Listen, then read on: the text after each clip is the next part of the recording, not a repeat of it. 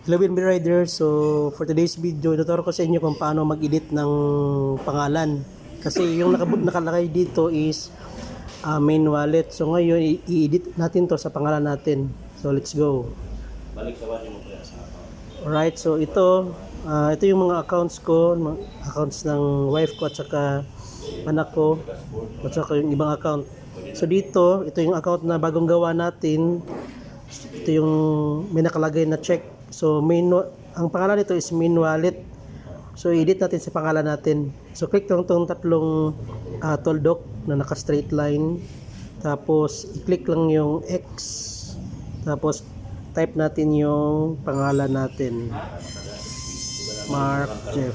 Okay, tapos click lang yung check na sign sa ibabaw, sa upper right corner. Okay, so ito na yung guys. Na-edit na siya. So yun lang.